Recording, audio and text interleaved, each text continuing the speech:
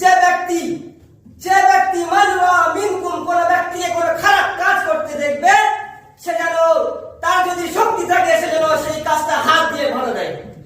যদি তার হাত দিয়ে ভালো দেওয়ার শক্তি না থাকে, রাসূলুল্লাহ জানিয়েছেন সে যেন তার মুখ দিয়ে সেই কথার প্রতিবাদ করে।